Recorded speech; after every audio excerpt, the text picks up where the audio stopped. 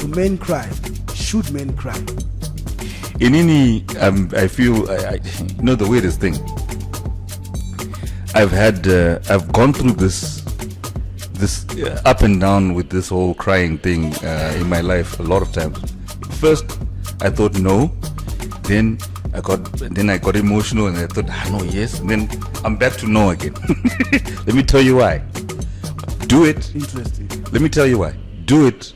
In my own opinion, do it, but don't do it publicly.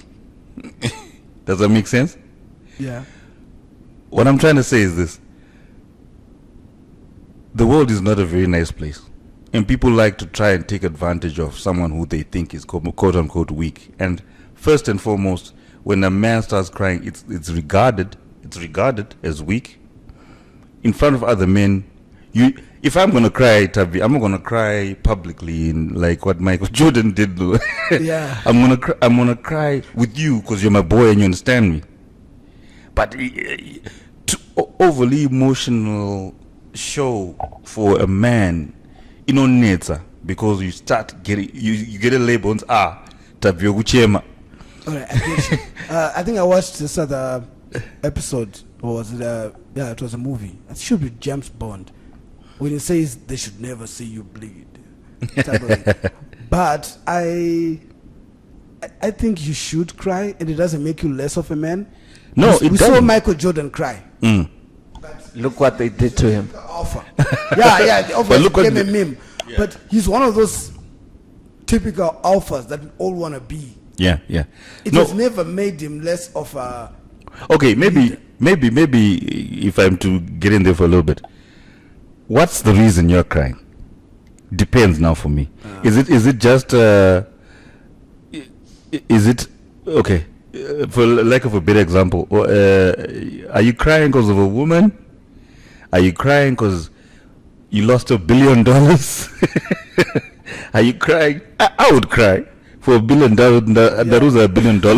I would, but I'm just saying, it depends on the reason why you're crying and in what context. Costa The Creator. You know what? I believe that, like, I know there's this look. I'll bring it back to what Tavi said. We're not counselors or anything like that. Yeah. Maybe there's something scientific around here, but I personally believe that a man should not cry. Suck it up. Do you know what? Like, I used to, there's a whole lot of these, WhatsApp statuses.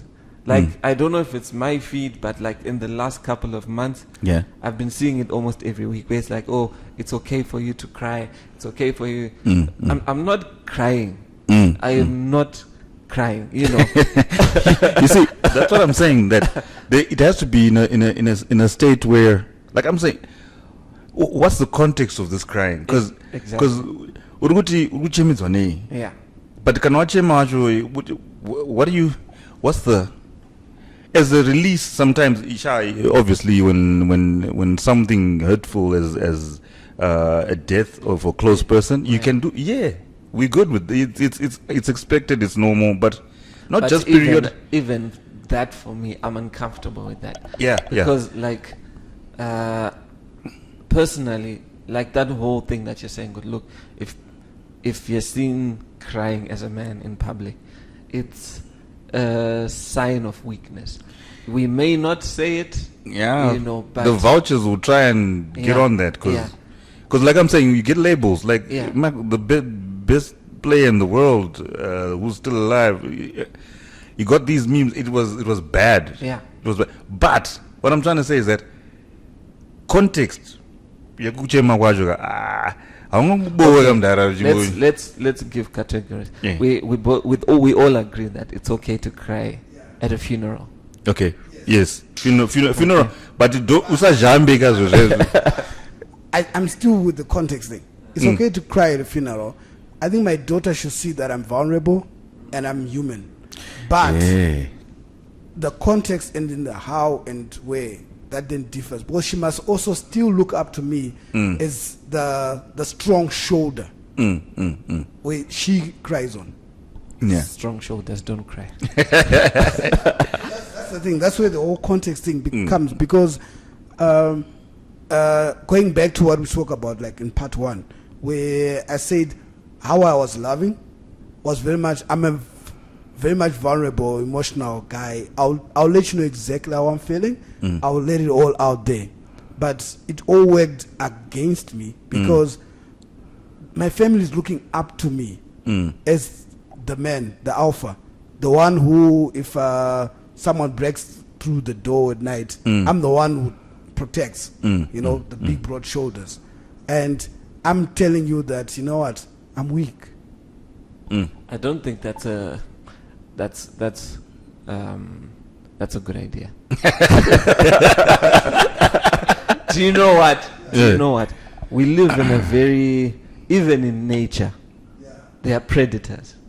And I feel I once mentioned this to you guys before, but I watched the Joe Rogan podcast, and there's a time when they're talking about there's this whole feminization of men agenda. Yeah, that is that egos are the ones that cause like wars, and usually that's because of men. So this is why you see heroes or icons or men who we regard in high esteem being constantly broken down. Yes. And I feel like we're being made soft, and personally, for some of the stuff I think there's a place for it, but I feel like as a man, and again this is my personal opinion, it's still okay to have an opinion, but I feel like some of it is very dangerous and will make you soft and weak. And in business, there are sharks. That's exactly where I was coming from. That it depends on the context, and dude, you can cry by yourself, bro, when no one else can see. But if a competitor of yours sees you and you go on that level, and then he's looking at you, he's already planning to take over your shit. That's why I gave myself as an example. It's one of those things that I then learned later on. I'm 43 this year, and I realized I've been wrong all along by oversharing emotions, yes. all in the name of I'm human. So no, there's sharks out there, out to get your family, out to eat your babies, out to take your money. Whoa, Mike Tyson. You gotta, slow down. You gotta go. You know what I mean? Remember that? Alpha, be that baboon. Show people your strengths. Yeah. You cannot catch me. I'm the big kahuna here. I've got 3.5 balls. I got 3.5 balls and they're made of steel. No, because seriously, because once you show that weakness and like the whole, we are now feminizing. Oh, that is another. It's bad because, and I grew up with that kind of way of thinking, and because of that, I slowed down a lot of my progress. But as soon as I changed last year in 2020, I can already see the benefits of being that alpha that says, hey, you know what?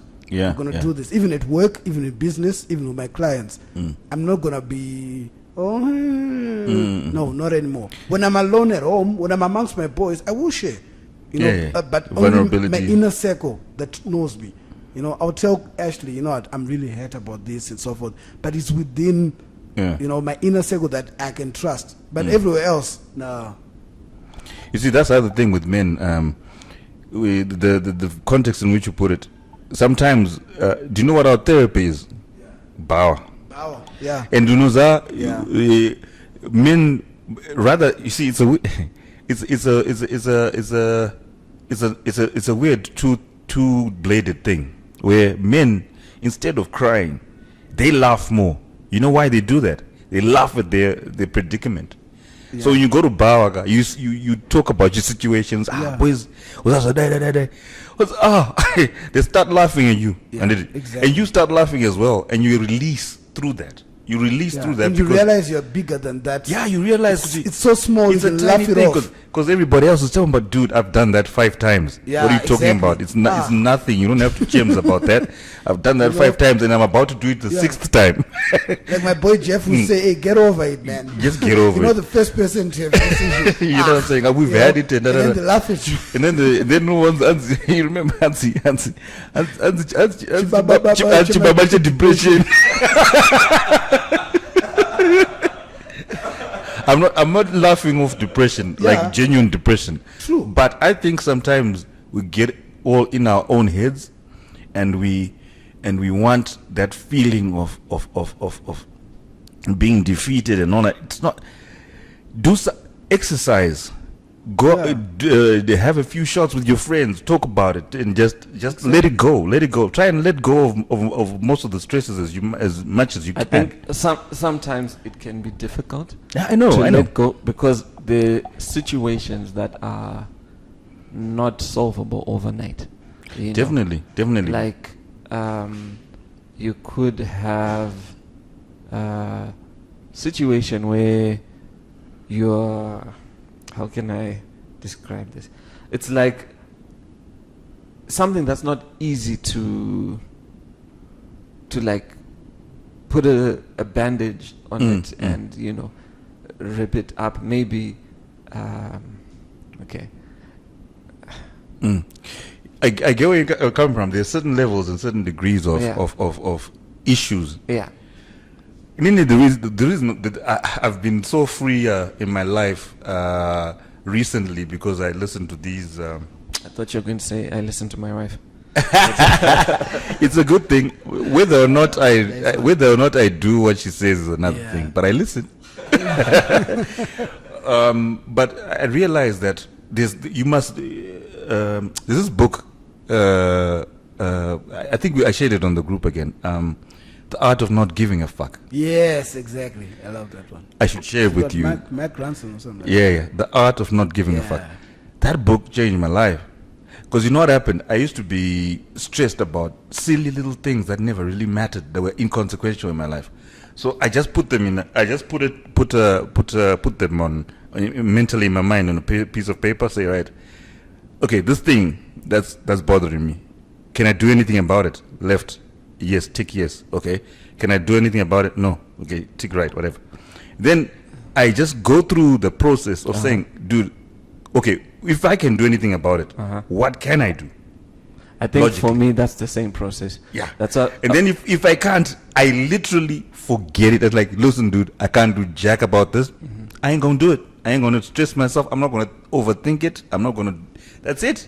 It's now in the pile of whatever else happens. So, okay, what about relationships? Yeah. Can you cry over stuff? Right. Whether it's someone who cheated on you, or maybe you cheated and you want forgiveness and you think Jamesing might help. Add the little sauce. Crying will help. Groveling. Yeah. If it just has to be so out of character for you that they think, hey, this guy, I've never seen a single tear from this guy. 10 years I've been with him. Now he's crying. He must be hurt. I think it goes back to the whole context thing that Ashley is talking about. Yeah, it's got to be context. And if it's, let's say I've been dumped, the whole going to the bar thing helps. Yeah. I'm around my boys, but it's got to be inner circle, because there's some people that don't laugh with you, they laugh at you. So if it's not your inner circle, then they're going to be laughing at you. Oh, he's weak, what. But if it's around my boys, Ashley, Jeffrey, the whole crew, then I know they're not laughing at me, they're laughing with me. The Ningi has left you, but you were useless, and so forth, and you couldn't get it up. I know we're laughing together, and then after that I feel so much better, and I move on. So that's my way of crying, I guess. Because I made myself vulnerable by telling them that she dumped me because of this and this and this. Yeah, that's like I said, Kuti. We tend to cry differently. We laugh instead of cry, because you have to get it out of the system, and the way to get it out of the system, it may not be physical tears. Is it necessary to get it out of the system? for it not to keep eating up at you. It will eat you up. Because mentally, subconsciously, but as much as possible, you need to get it out. It's like that whole checklist that he said, where can you do anything about it? You know, tick and then get it out, or you know, can you change? Can you do something about it? Why it's important to get it out of your system is because you can't do anything about it. It's done, right? So you might as well talk about it, get it out. Otherwise, if you don't talk about it and get it out of your system, you still keep thinking. I could have, should have, would have. 5 years later, I still think, you know, I should have treated whatever her name is. Let's say her name is Bridget. I should have treated Bridget differently. I should have, you know, it keeps nagging you and slowing you down and affecting those things that you have control over that are going to make you a better person. I think it depends. I think some of it needs to stay in, because wait. When you say stay in, what do you mean? Like, you shouldn't like let it go. That's kind of obsessive. Let me say something. Okay. Sometimes we make mistakes that are, I mean, if you're mature enough to acknowledge that I got here because of like shitty decisions I made. And it's like a painful and hurtful thing that maybe other soft niggas would cry.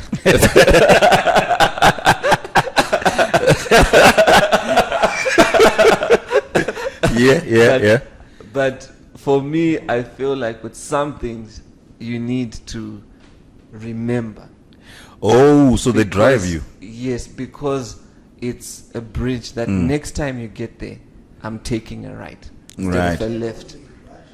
No, not necessarily, because at the end of the day, you only have one heart.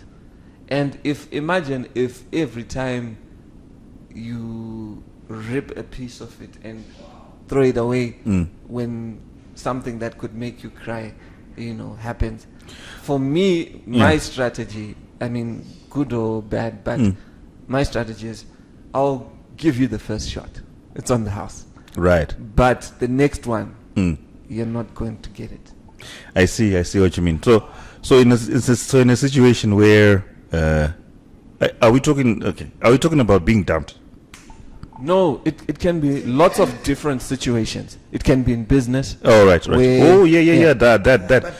The thing is, you have to have that memory of not. It's like basically what you're saying is that age old thing where once what?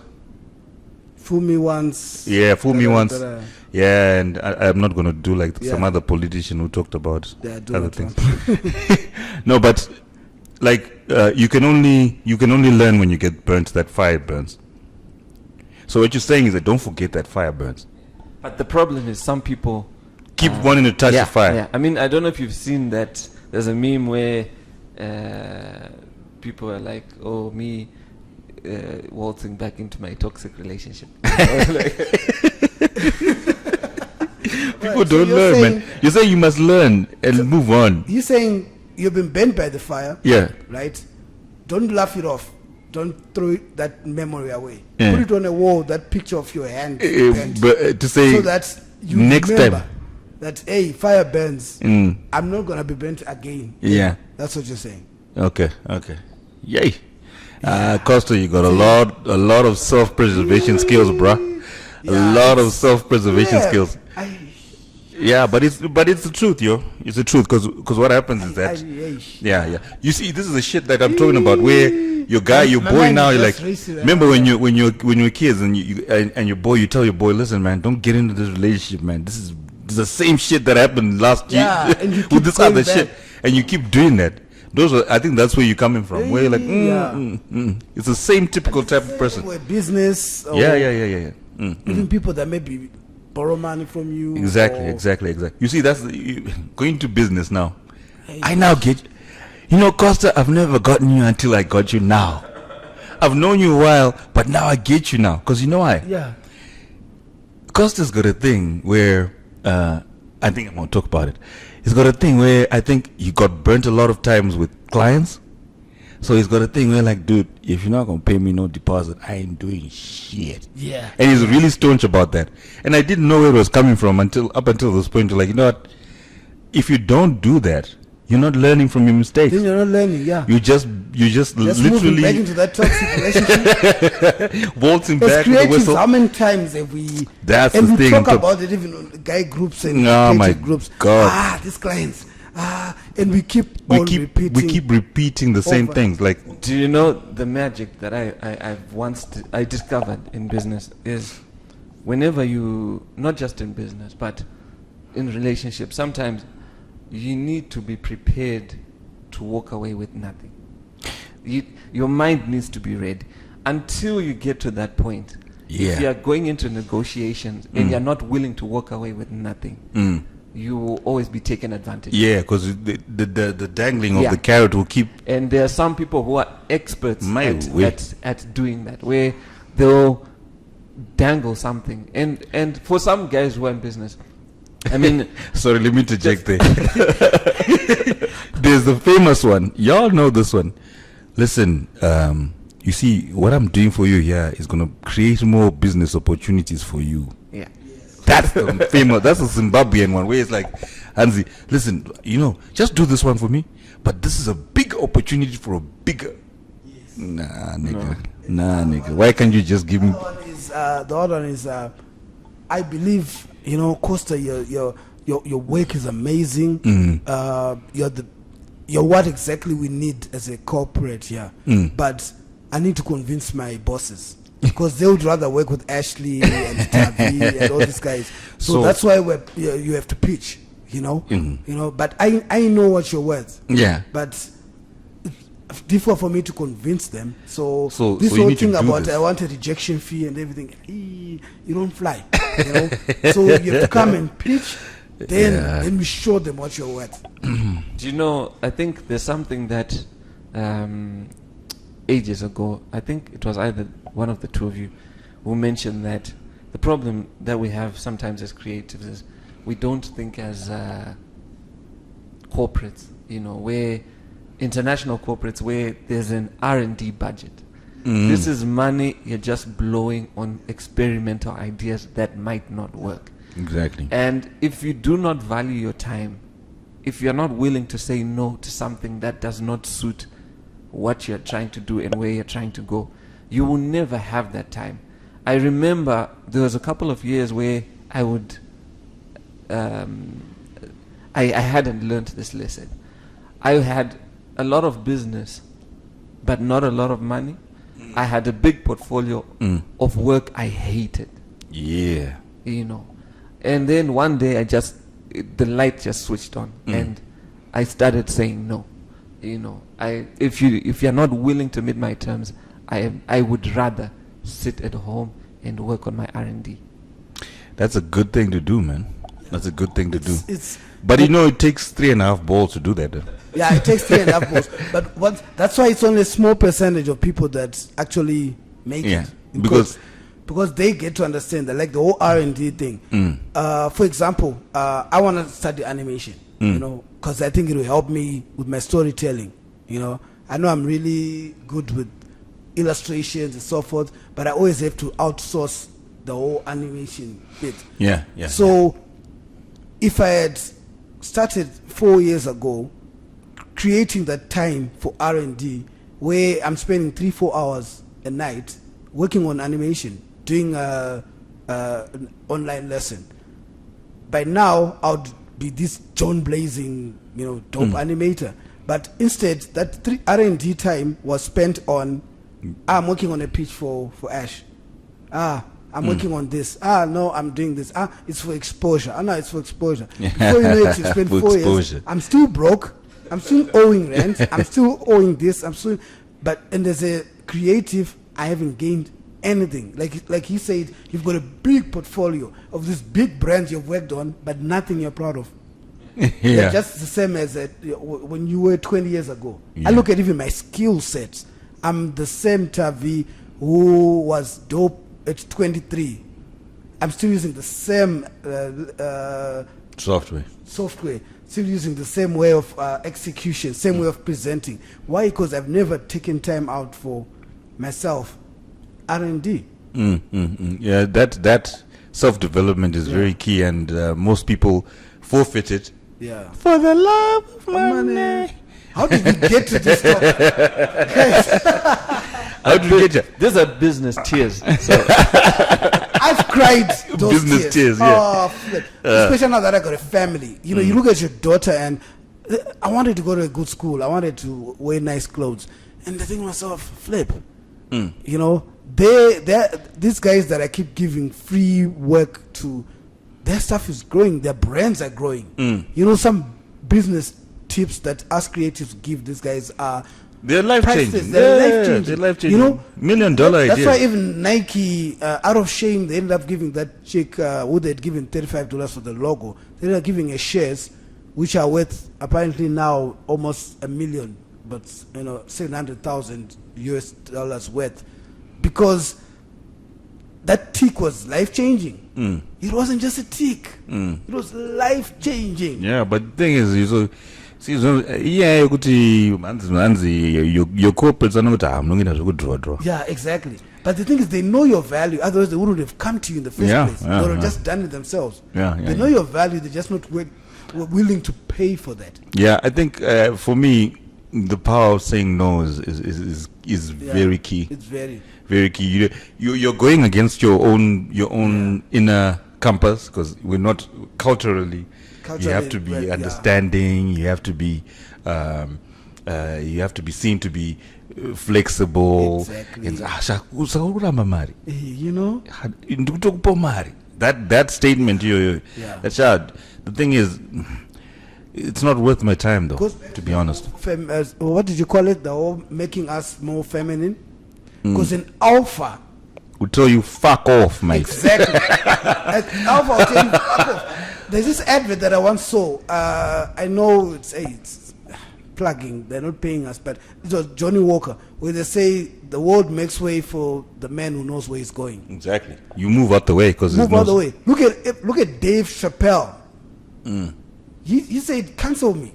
Yeah. You can't cancel somebody who's not afraid of being cancelled. Walked away from 50 million. Yeah. You cannot fucking. You can't control them. Yeah. But if it was somebody else that would have gone on TV, Kevin Hart went on TV and started crying. You know, oh guys, I didn't mean to, to diss gay community. You know, so I'm not going to host the Oscars this year. It's okay. No. And this is the other thing. For me, like you need to count the cost, because saying no has its own consequences. But you need to be ready to stand by them. Yeah, as you said, you need to mentally you need to be prepared. Yeah. Say it right. Okay, I'm going to forfeit. You was prepared. 50 mil. That's the most dangerous person in the world. Someone who's prepared, who's willing to say, all right, at the end of the day, I had nothing anyway. You know. Yeah, Lauryn Hill. I'm talking about creatives that I admire, like Lauryn Hill. Because she walked away from the limelight when she was at her peak. You can't tell her shit. You can't. You can't say to her, can you feature on a Young Taka Taka song? I'll give you 50 million. She'll be like, no, that's not me. And I think for me, coming back to the crying thing, you find that there's some men where, when you talk to, they've got so much wisdom, and they're so calm. And I feel like you only get to that point when you've walked through the jungle. Exactly. You've probably cried once or twice then you saw that crying adds salt to your flesh when they're eating it. Yes. Smell your fear. And this one's what you call it? Those predators. They can smell that. Yeah. So you've walked through the jungle, like you said. I can already see it in my head. The animator, and you can see it in my head. You're walking through the jungle. You're seeing all these baboons. They come and attack you. Snakes. What. But you now realize, I gotta walk up straight. Chest out. Yes, you gotta do that because you gotta look big. But I guess also so that we don't scare the women. For me, I'm not saying also that, look, be cold. You can still be warm, understanding, and all of those things. But I I feel like one of the things that are lacking these days is boundaries, you know, and no is such a good word. Yes, it is. It's a lovely word, because many a time, lots of people get into situations where they'll regret thoroughly later because they haven't found the power to say no. You have to learn. You have to. I saw it I saw that on Scotch Card. Scotch Card. I'm plugging them. Scotch Card. Those put little sayings on the road and I'm going to be sexist and say the person who does that, I think, is female. I'm just saying. I don't know whether they're male or female. No, because a dude ain't got time to be doing all that. But this is very profound stuff, and I love it. And the other one was exactly that. Learn to say no. It is very profound. You know who taught me that? Yeah. Ashley Monda. Did I? Yeah. Because Ashley's got this habit where you just call you randomly and say, what you doing Sunday? Let's go for drinks. And I'll have a plan. I'm working on maybe an annual report for a client. And I'm like, and then as soon as I start, it's like, bruh, you can say no. You don't have to. You don't have to say yes to me because I'm your boy. You got plans. You're busy. Yeah, fine. Sure. Yeah, I move on. I still love you, my boy. Yeah. And it's not gonna the change. more you said that over the years, and it took me a long time, I think almost a decade, for you to register. Because I was always that kind of guy who, I'll be, yes, I've got my plan for the day, plan for the, but I then start feeling like, going back to that whole, feminist thing. I know it's a bad word, but the whole not being an alpha. Like, what will Costa think about me if I say no? No, I've got a plan. I'm doing this and this and this. If you don't want to hang with me next week, then it's still fine. You see, that's the thing. I think it's gonna even touch. Okay, maybe I might not. Yeah, let me just say, what the fuck? It touches also on race. Yeah. To be honest, none of my white friends are ambiguous about their plans. They never have been. Yes. Yeah. They 100%. Never have been. They tell you, dude, I'm not doing that, and I'm not doing that. Yeah, it's a cultural thing. It's a cultural thing, I think. And some of the things that we've been told and not, some of them are good, but most of them are kind of irrelevant now, because they will mess you up in business. They will mess you up in life as well, because this world is not going to wait for you when you're stuttering. Yeah. Stuff like Costa said, you just gotta don't cry in public. The world is tough. Ash said don't cry in public. I said don't cry. He said it all. It's not a race thing, it's a cultural thing, but you're 100% right. I've got Indian friends, they also say the same thing. Yeah, they're not ambiguous. We're all raised to be, our cultures, the Indians, the Africans, Asians, we are communal. Mm-hmm. But the world has evolved to be capitalist, and capitalists are direct individualists. So the white community as Europeans, they've always been very much, individual. That's why they'll have terms like my second cousin, my third cousin. We are like all brothers and sisters. Asians also the same thing. So it's difficult for me to tell even my mom-in-law that I'm busy. You see, that's I'm working on something. Yeah. Why? Because I have to be communal. Whereas my white friend can say, "No, sorry, mommy, I can't do that." I think also on that point, I've noticed that people tend to disrespect certain professions, because if I'm a surgeon and there's a family function and I say I am supposed to be in surgery, nobody will ask me questions. No one. But the moment Tavi says I've got a shoot, or an annual report, then you can always do some other time.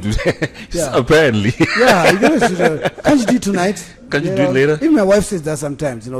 Now that she's now discovered the creative gene as a makeup artist, now she gets me. Because now it's now her family who, I hope she doesn't get in trouble for this, but or she'll have a photo shoot with Ezekiel. She's shooting something, and a brother or whoever calls and says, "Hey, can't you just leave that?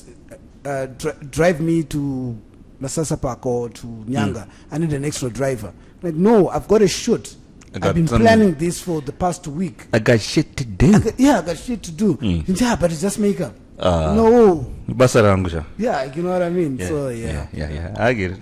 I think Ash, you can give us the conclusion. Ash can give us a conclusion. Okay. Once we from what I've said is that what we've just said, cry you die. That's perfect. We just saying Costa The Creator, Ashley Monda, Twitter, Bimoti, Mellow Cream. We out. You're gonna go shame him there. I don't know. No, it's about depression. But yeah, it's yeah, my one. Not in public. These niggas will eat you up.